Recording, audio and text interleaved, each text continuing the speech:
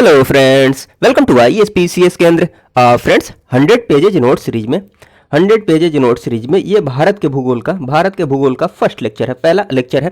बाकी सारे सब्जेक्ट्स के प्लेलिस्ट के लिंक डिस्क्रिप्शन बॉक्स में दिए हुए हैं, तो आप जाकर बाकी वीडियोज को भी जरूर देख सकते हैं। खैर चलिए, बिना किसी देरी के इस वीडियो को शुरू करते हैं। भारत के भूगोल की बात की जाए तो ये बहुत ही जल्द कंप्लीट हो जाएगा। अगर आपका रिस्पॉन्स अच्छा रहता है तो अगले 3-4 वीडियो में इंडियन जियोग्राफी कंप्लीट हो जाएगी।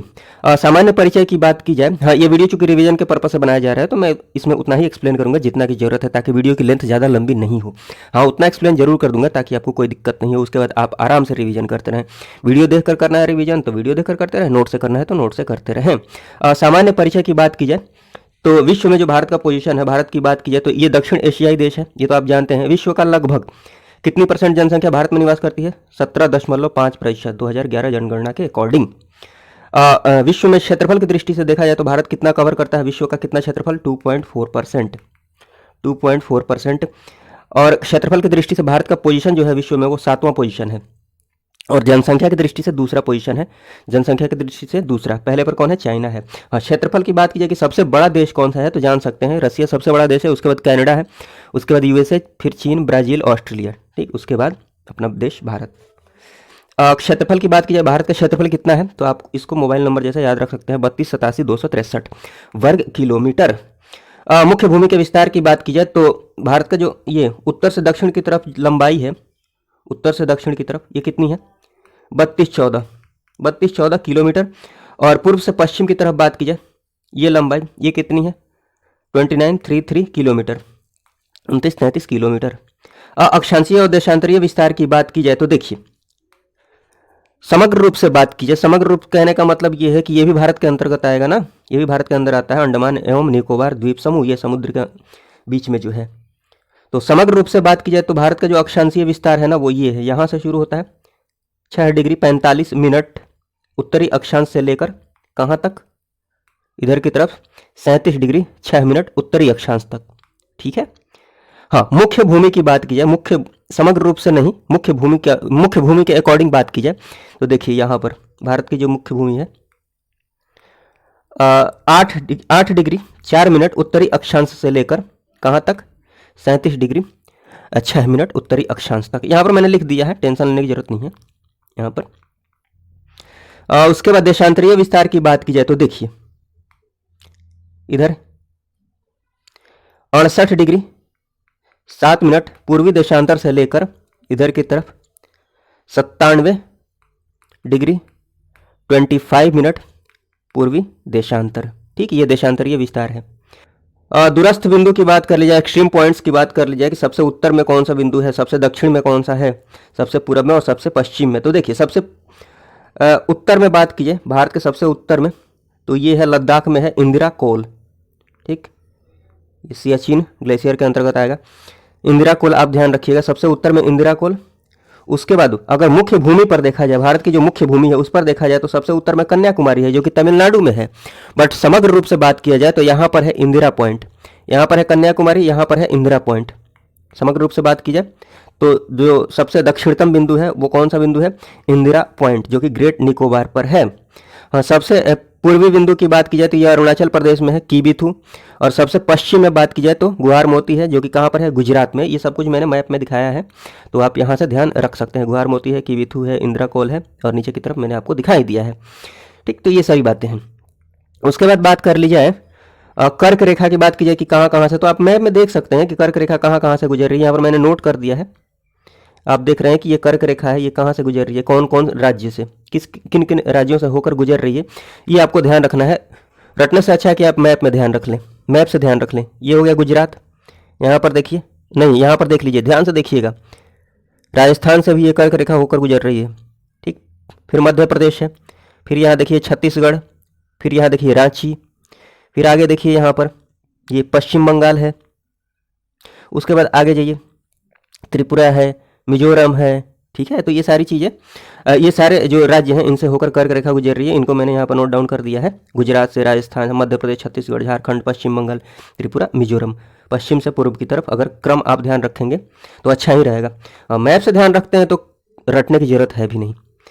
भारतीय मानक समय रेखा की बात की जाए, जो कि 82.5 डिग्री पूर्वी देशांतर है, जो कहाँ से गुजरती है, किन किन राज्यों से, 5 राज्यों से होकर गुजरती है। आप मैप में भी देख सकते हैं, यहाँ पर मैंने लिख दिया है कि उत्तर प्रदेश से। उत्तर प्रदेश में ये नाम जरूर ध्यान रखिएगा, इंपॉर्टेंट है।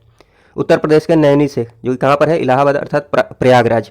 उसके अलावा जो राज्य है, मध्य प्रदेश है, छत्तीसगढ़ है, उड़ीसा है, आंध्र प्रदेश है, और ये क्रम उत्तर से दक्षिण मैंने यहाँ दिखा दिया है। आप मैप से देखेंगे तो ये रटना नहीं पड़ेगा, ठीक, आराम से आप ये सब देख सकते हैं, ये लाइन। और इसमें भी आप ध्यान रख सकते हैं, ये कर्क रेखा वाले में कितने राज्यों से होकर गुजरती है कर्क रेखा, 8। उसके बाद जो मेनलैंड बाउंड्री है इंडिया की, भू सीमा, सीमा रेखा की बात की जाए तो इसकी कुल लंबाई कितनी है, 15,106.7 किलोमीटर, 15,106, ऐसे याद रख लीजिए, 15,106.7 किलोमीटर।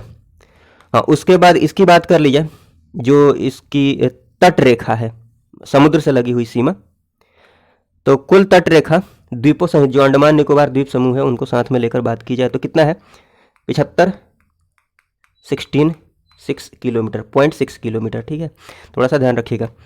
निकटतम पड़ोसी देश की बात की जाए, निकटतम जो पड़ोसी देश हैं, कुल 9 देश हैं, नाम ध्यान रख सकते हैं, मैप में आप देख ही सकते हैं, पाकिस्तान है, अफगानिस्तान है, चीन है, नेपाल है, भूटान है, म्यांमार है, बांग्लादेश है, मालदीव है, श्रीलंका है।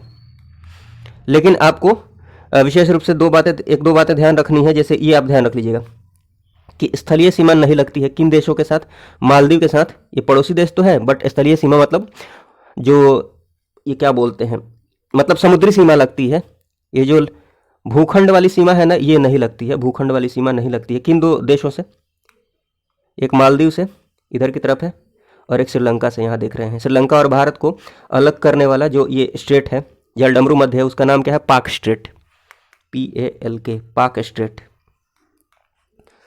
उसके बाद हाँ, ये ध्यान रख सकते हैं कि सबसे लंबी जो स्थलीय सीमा लगती है किसके साथ लगती है, कौन से देश के साथ, तो बांग्लादेश के साथ। इंपॉर्टेंट है, ध्यान रखिएगा। लंबाई कितनी, 4096.7 किलोमीटर, ये ध्यान जरूर रखिएगा, 4096.7 किलोमीटर।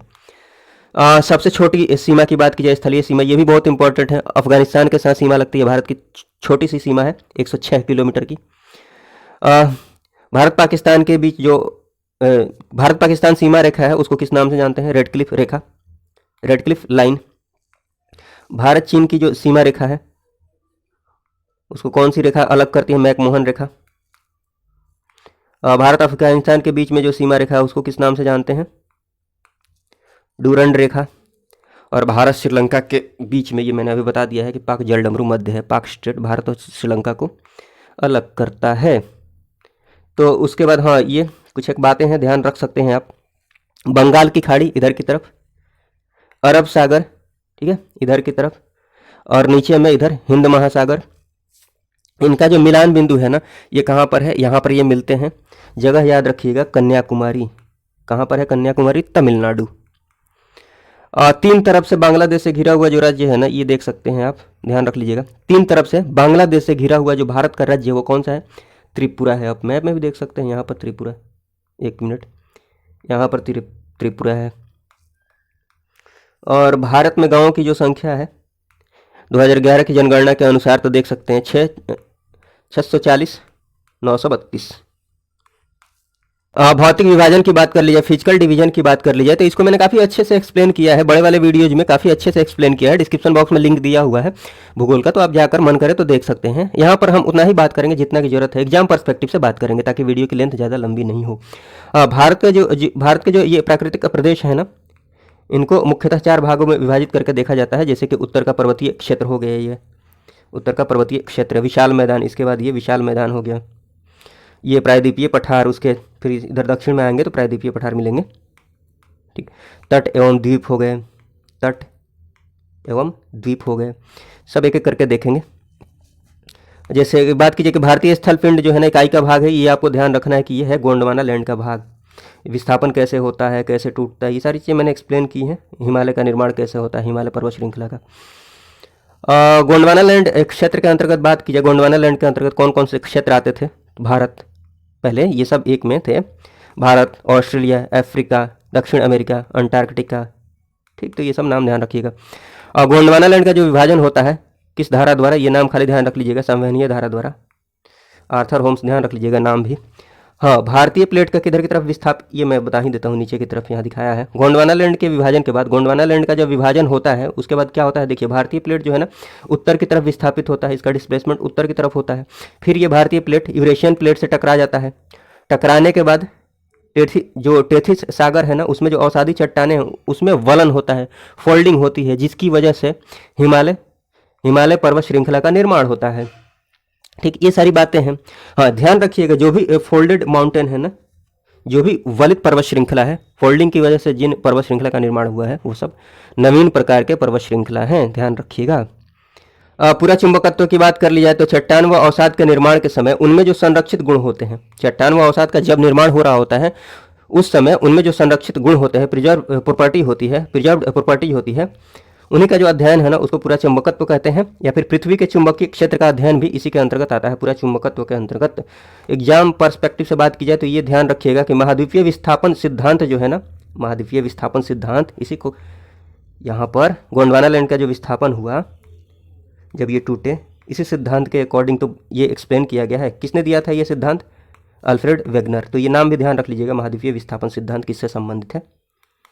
उसके बाद बात कर ली जाए, हाँ, तो महाद्वीपीय विस्थापन सिद्धांत जो है ना उसको प्रमाणित करने के लिए भी पूरा चुंबकीय अध्ययन को आधार बनाया गया।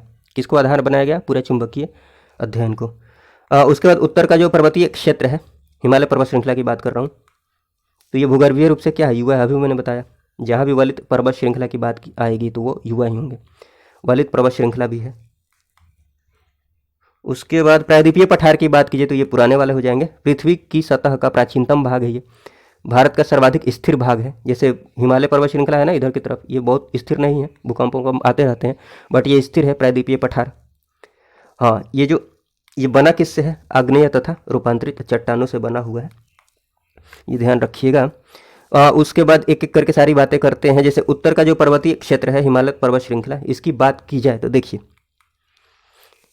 ये तो अभी मैंने बता ही दिया है कि ये युवा स्थलाकृति है।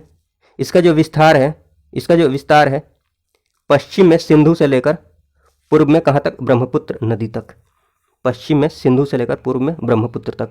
लंबाई की बात की जाए तो लगभग कितनी लंबाई है ऐसे अर्धवृत्ताकार फॉर्म में? कितनी है? 2400 किलोमीटर, लगभग 2400 किलोमीटर। उसके बाद देखिए इधर की तरफ, पश्चिम की तरफ जो चौड़ाई है ना ये ज़्यादा है। हिमालय पर्वत श्रृंखला जो है ना पश्चिम की तरफ चौड़ाई ज़्यादा है, उसके बाद धीरे धीरे यहाँ इधर की तरफ कम होते जाती है चौड़ाई। ठीक है, तो पश्चिम की तरफ लगभग 400 किलोमीटर चौड़ाई है, इधर जम्मू कश्मीर लद्दाख की तरफ, और इधर पूर्व की तरफ अरुणाचल प्रदेश की तरफ जो लंबाई है 150 किलोमीटर है, कम है। आप इतना ध्यान रखिएगा कि चौड़ाई जो है पश्चिम की तरफ ज़्यादा है, पूर्व की तरफ कम है। हिमालयी क्षेत्र के विभाजन की बात कर ली जाए तो देखिए, हिमालय के विभाजन की बात की जाए तो एक हो जाएगा वृहद हिमालय, जिसको महान हिमालय भी बोलते हैं। फिर लघु हिमालय, ऐसे है, पहले वृहद हिमालय है, फिर लघु है, फिर उसके बाद क्या है? शिवालिक या फिर बाह्य। ठीक है, तो वृहद है, फिर लघु है, फिर बाह्य है। ये क्रम भी ध्यान रखिएगा। सबसे नवीन कौन सा है? इधर वाला है। सबसे पुराना ये, मतलब सबसे नवीन ये, जो बाद में सबसे जिसका निर्माण हुआ है वो ये है, उसके बाद ये है, उसके बाद ये है। ऐसे क्रम से दिखाया है मैंने, प्राचीन से नवीन की तरफ ये है, ऐसे ऑर्डर में है, तो आप ध्यान रखिएगा। सबसे नवीन जो है शिवालिक है। हाँ, ये ट्रांस हिमालय भी ध्यान रख लीजिएगा।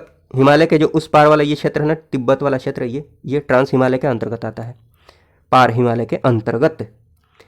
चलिए, तो ये वृहद हिमालय, महान हिमालय बोलते हैं, लघु हिमालय को मध्य, और बाह्य उप हिमालय को क्या? शिवालिक। तो ये मैंने बता दिया।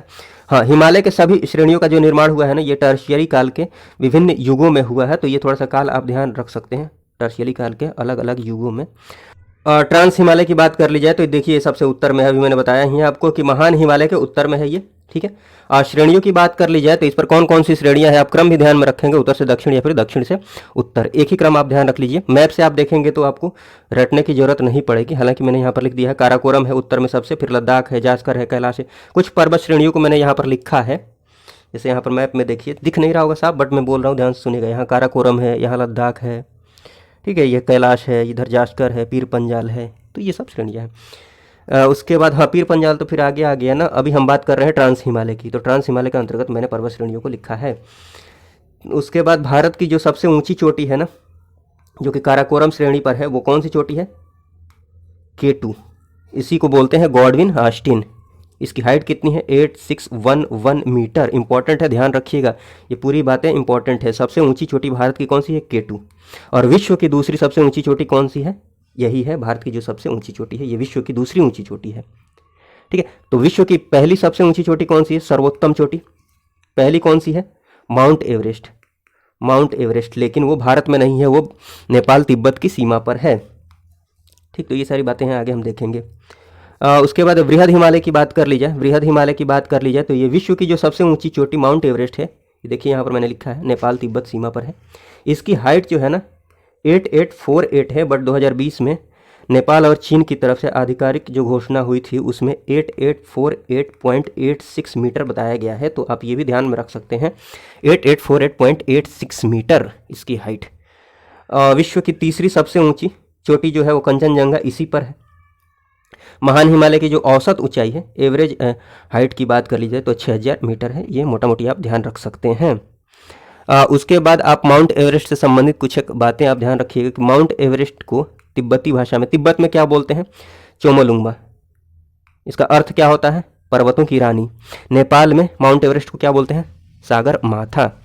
ठीक है, ये कुछ चोटियां हैं, ये पूर्व से पश्चिम की तरफ लिखा गया है, तो आप थोड़ा सा क्रम ध्यान रख लेंगे। मैप में आप देखेंगे तो रटना नहीं पड़ेगा। कंचनजंगा हो गया, मकालू, एवरेस्ट, अन्नपूर्णा, धौलागिरी, ठीक है, ये सब श्रेणियां हैं, चोटियां हैं। तो आप मैप से देखेंगे तो रटना नहीं पड़ेगा। पश्चिम से पूर्व या फिर पूर्व से पश्चिम पूछ देता है तो आप आसानी से सॉल्व कर पाएंगे। मैप में देखिए इधर की तरफ दिख रहा है नामचा बरवा इधर, ठीक है, इधर कंचनजंगा है, यहाँ देखिए मकालू है, ये यहाँ पर मकालू है, उसके बाद एवरेस्ट है, माउंट एवरेस्ट है, अन्नपूर्णा है, धौलागिरी है, देख पा रहे हैं आप? ठीक, तो ऐसे मैप में आप देखेंगे तो रटना नहीं पड़ेगा, क्रम ध्यान आप रखेंगे तो सही रहेगा। कहाँ गया? हाँ, हिमालय से जो नदियाँ निकलती हैं ना वो सतत वाहिनी होती है, हमेशा बहते रहती हैं, बरसाती नहीं होती हैं। कुछ नदियाँ होती हैं ना जो बरसाती होती है, बरसात के दिनों में ही उनमें पानी रहता है। तो हिमालय से निकलने वाली जो नदियाँ होती है सतत वाहिनी होती है, हमेशा लगातार बहते रहती हैं। लघु हिमालय की बात कर ली जाए तो इसकी जो औसत, इसकी जो ऊंचाई है वो 3700 मीटर से लेकर 4500 मीटर तक है, इम्पॉर्टेंट नहीं है। औसत चौड़ाई की बात कर ली जाए तो 50 किलोमीटर, इम्पॉर्टेंट ये सब नहीं है। सबसे लंबी जो श्रृंखला है लघु हिमालय के अंतर्गत वो पीर पंजाल है, तो ये थोड़ा सा ध्यान रख सकते हैं। अन्य जो लघु हिमालय के अंतर्गत पर्वत श्रृंखलाएँ हैं वो कौन सी हैं? धौलाधर श्रृंखला है, महाभारत है, ये सब है। ठीक है, लघु हिमालय के अंतर्गत कौन कौन सी घाटियाँ आती है? जैसे कश्मीर घाटी, कांगड़ा, कुल्लू। ठीक है, शिवालिक की बात कर ली जाए तो इसके लिए जो सबसे दक्षिण में ये शिवालिक है, सबसे दक्षिण में, ये मैंने बता दिया है। और इसमें जो इम्पोर्टेंट बात है, ये सबसे बाहरी श्रृंखला है, निर्माण प्लायोसिन युग में हुआ है। ऊंचाई की बात कर ली जाए तो ये 900 मीटर से 1200 मीटर तक इसकी ऊंचाई है, चौड़ाई 10 से 50 किलोमीटर, इंपॉर्टेंट नहीं है, अब छोड़ सकते हैं। कुछ प्रसिद्ध दून है इसके अंतर्गत, जैसे देहरादून, पाटलीदून, और यार ये तो मैंने दून के लिए बताया है कि दून जो है ना लघु तथा शिवालिक के बीच में स्थित लंबवत घाटी है। खैर, जो इंपॉर्टेंट बात इसमें आपको ध्यान रखनी है वो शिवालिक को लेकर जो सबसे इंपॉर्टेंट बात है ध्यान रखने वाली, अभी मैंने बताया था कि ये सबसे नवीन है। हिमालय की बात की जाए तो सबसे नवीन पर्वत श्रृंखला ये है शिवालिक। और उसके बाद बात की जाए कि शिवालिक का जो गिरिपाद है ना, गिरिपाद मतलब कोई भी पर्वत होता है उसका जो ये पैर वाला हिस्सा, नीचे वाला हिस्सा गिरिपाद बोलते हैं। तो गिरिपाद क्षेत्र जो है ना, नीचे वाला क्षेत्र, उसको क्या बोलते हैं? भावर। इसके किनारे किनारे वाला जो क्षेत्र है चौड़ा वाला, इधर पत्थर वत्थर होते हैं। अब इसमें क्या है, नदियाँ आती हैं ना तो छुप जाती हैं, अंदर की तरफ चली जाती हैं, बाहर की तरफ नदियाँ दिखती नहीं है, छुप जाती हैं, यहाँ पर गायब हो जाती हैं। तो जहाँ पर गायब हो जाती हैं वही भावर वाला क्षेत्र है। फिर कुछ दूर आगे जाकर यहाँ पर निकलती हैं, जिधर की तरफ दलदली क्षेत्र आप देखेंगे, यहाँ पर नदियाँ निकलती हैं, तो उसको बोलते हैं तराई क्षेत्र। ठीक है, तो देखिएगा गिरिपाद क्षेत्र जो है नीचे वाला क्षेत्र उसको भाबर बोलते हैं। इसकी चौड़ाई लगभग 8 से 16 किलोमीटर है, पश्चिम में अधिक है, हिमालय ही पश्चिम में अधिक है, पूर्व की तरफ कम होते गया है। तो आप ये दिमाग में सेट कर लेंगे तो बाकी सारी चीज़ें वैसे ही समझ में आ जाएंगी। और ये भी वैसा ही है, पश्चिम में अधिक है, पूर्व में कम है, चौड़ाई की बात की जा रही है। हाँ, इसका जो विस्तार है सिंधु से लेकर तीस्ता नदी तक। अभी हम बात करेंगे नदियों की, सिंधु नदी, तीस्ता नदी, काली नदी, ये सब।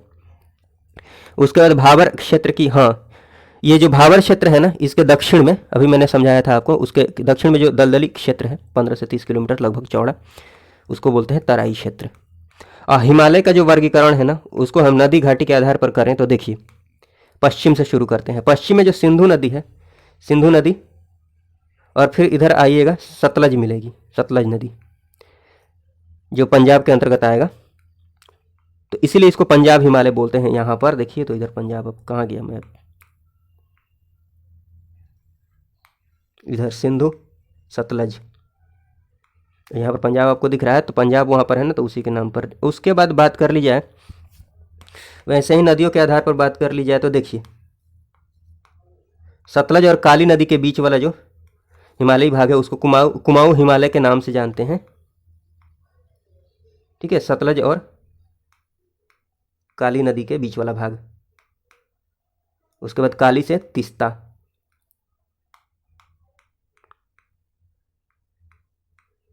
तो हाँ, काली से तीस्ता वो नेपाल, पूरा नेपाल यहाँ से शुरू हो रहा है काली से, फिर उधर तीस्ता पर ख़त्म हो रहा है। तो काली से तीस्ता के बीच में जो हिमालयी भाग है उसको नेपाल हिमालय के नाम से जान सकते हैं आप।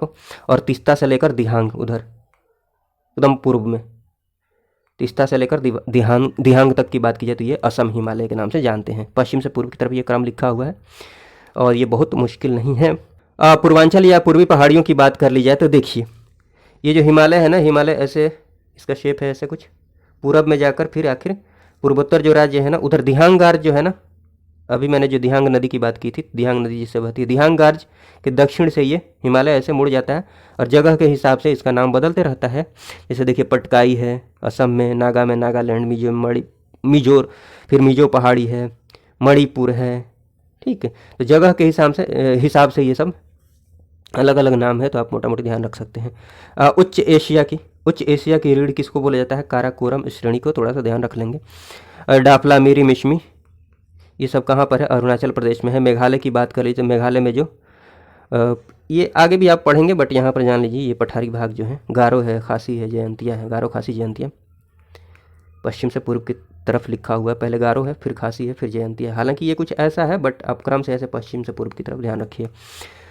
उसके बाद बात कर लीजिए, हाँ अभी जो तराई क्षेत्र वाली मैंने बात की थी कि नदियाँ बीच में भावर क्षेत्र में गायब हो जाती हैं, तराई क्षेत्र में निकलती हैं, तो जो पाताल तोड़ कुएँ पाए जाते हैं, पाताल तोड़ कुएँ जहाँ से मतलब पानी निकलते हुए दिखता है, वो कहाँ पर दिखेगा, हिमालय के तराई क्षेत्र में। ठीक है, हिमालय अपनी वर्षा का अधिकांश भाग प्राप्त करता है कौन से मानसून से, दक्षिण पश्चिमी मानसून से, दक्षिण पश्चिम मानसून से। भारत जो है, पूरा भारत ही दक्षिण पश्चिम मानसून से अधिकांश वर्षा प्राप्त करता है, दक्षिण पश्चिम मानसून से। तो ये सारी बातें ध्यान रख सकते हैं। बाकी बातें चलिए अगले वीडियो में होगी। इस वीडियो को देखने के लिए आपका बहुत बहुत धन्यवाद। जय हिंद, जय भारत।